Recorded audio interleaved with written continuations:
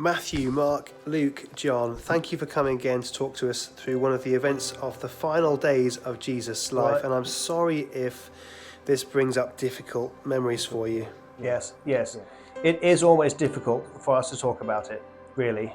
But it's also something deeply mystical and wonderful. You know, when we talk about it, when we talk about him, we can feel like he's right here with us. Yeah, that's right. Yeah, he's right here. I can feel him too, with us too. And I wasn't even one of the disciples at the time. Well, thank you. There's a hugely controversial part of Jesus' activity in the lead up to his arrest and his trial, where he stormed into the temple seemingly furious. What can you tell us about that? Can you tell us anything about that? Well, firstly, you need to know what happened immediately beforehand. He entered the city, right, on a donkey. Yes, right? On a donkey, and he fulfilled what was written about him hundreds of years ago in our holy writings. I mean, he could see everything that was going to happen. You know, as he came closer to Jerusalem, down the hill with the city ahead of him, he wasn't angry. He was weeping. You know, he said, "Jerusalem, I yearn within me today that you of all people would understand the way to peace, but it's too late. Peace is hidden from your eyes. Soon your enemies are going to besiege you. They'll like encircle you, and they're going to close in on you, and they're going to crush you into the ground, and your children with you. Your enemies will not leave a single stone in place because you didn't recognize God visiting you." Jesus enters the temple, right? And he sees the merchants selling cattle, sheep and doves for the sacrifices. He also sees the dealers at the tables exchanging foreign money.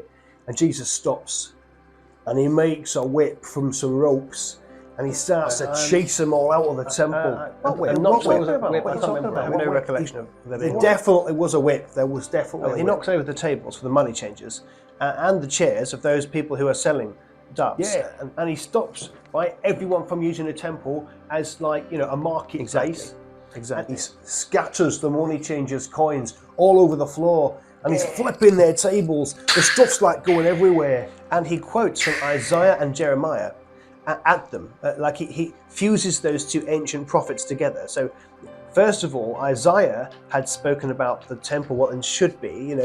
He said it should be a house of prayer for the whole world. But Jeremiah has a vision from God about the temple and what it's become in his day, hundreds of years before, a place of corruption, as if the leaders are thieves. So Jesus puts these two together from our holy writings, and he says, he shouts actually, that our scriptures proclaim, he says, that my temple shall be a house of prayer for all nations, but you have turned it into a business run by thieves. Yes. Yeah. They were huge. Yes. And those of us who were there remember this line from our Jewish hymns, from the Psalms. The poet writes, "Passion for your house will consume me." But the Jewish leaders, right, they all start their final plans on how to kill him. No, wait. First there were blind people there, and there were people who couldn't walk. And in the middle of all of this mess, they come over to him, and right in front of these dealers and the religious leaders, Jesus heals them. And the teachers of religious law and the leaders, they see these miracles and they hear the children in the temple are shouting, "Praise God, this is the Son of David." And the leaders are furious. They confront Jesus and they say to him, "Don't you hear what these children are saying?" Because the children were once again referencing John. Jesus as the liberating one who'd been waiting for centuries to send. And Jesus replies, "Yes, I do hear them. And what about you? Haven't you ever read in your scriptures, you have taught children and infants to give you praise?" And again, John, he's taking a passage from the Psalms and showing it how God shows himself to children sometimes more easily than to adults. And he uses it as a slap in the face. Yes. And then they try to kill him, right? Because they are terrified of all his amazing teaching and his miracles. That's right. Jesus comes back like day after day to the scene of the crime, and they're plotting against him about what he can do. But they can't do anything in public because all the people are literally hanging on every word. It's electric. But then, right, the cosmic truth of it all comes to a head. The Jewish leaders demand, "What are you doing? If God gave you authority to do this, You need to show us a miraculous sign to prove it. Like he hasn't been, All right, Jesus replies. And he's looking at them like straight in the eye, isn't he? He says, you destroy this temple, and in 3 days I will raise it up again. And they're like, what are you talking about? It's taken 46 years to rebuild this temple. You're going to build it again in 3 days.